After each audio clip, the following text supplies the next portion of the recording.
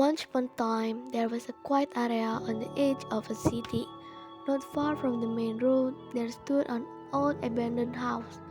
During the day, it looked ordinary, although it was dusty and broken.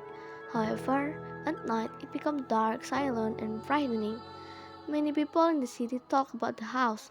They said it was haunted.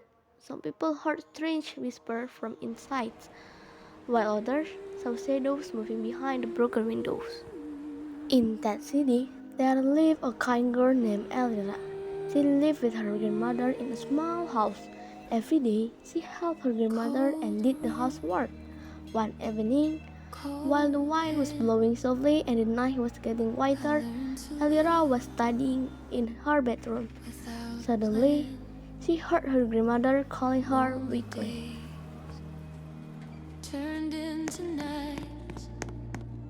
I stayed too long inside the quiet. Elira, I feel very weak. Please go into the old house and find the moonflower, her grandmother said. At that moment, Elira felt afraid because she remembered the rumors.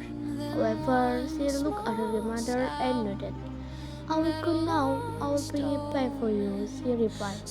Then she took her small flashlight and left her house. At first, the street was still quiet but safe. However, after a few minutes, the road became emptier. While Elira was walking closer to the abandoned house, the wind was blowing softly, and the surroundings were becoming very silent. Suddenly, she heard a faint whisper behind her. Go back. Elira stopped and turned around, but there was no one. Then another whisper followed. You should not be here. Her heart was beating fast. For a moment, she felt afraid. However, she took a deep breath. I must keep going, she said quietly. Then she continued walking. Soon after that, while Elira was walking along the empty road, she suddenly heard a weak voice. Water, please, I need water. She looked around until she saw a dark creature sitting near the sidewalk. Elira quickly walked closer. I will help you. Wait a moment, she said gently. Then she took a small bottle of water from her bag and gave it to the creature. The creature slowly drank the water. Thank you, it whispered softly. Then it disappeared. After that, Elira felt a little calmer and continued her journey. After some time, while Elira was walking closer to the house, the street became completely empty.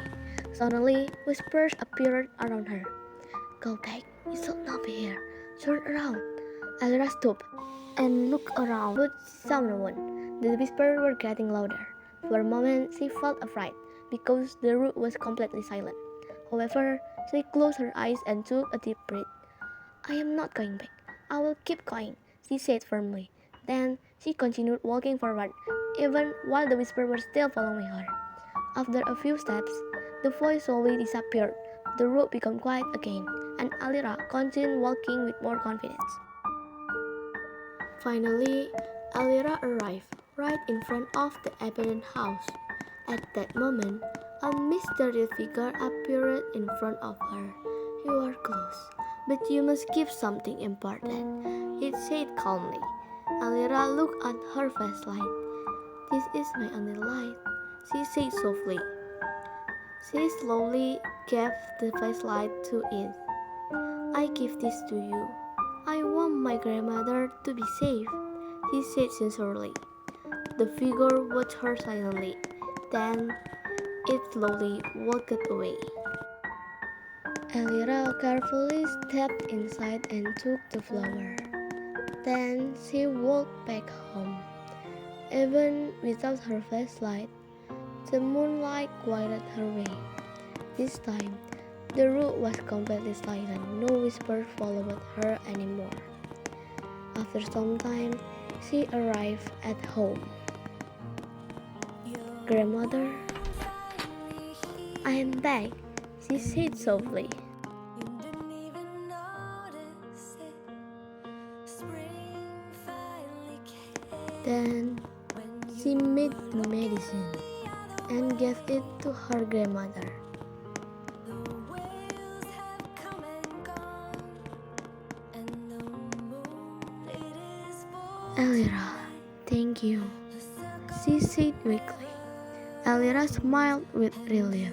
From that day, she was no longer afraid of the abandoned house because she knew that even in this scary place, there was still kindness. One is the loneliest number that you'll ever do. Two can be as bad as one. It's the loneliest number since the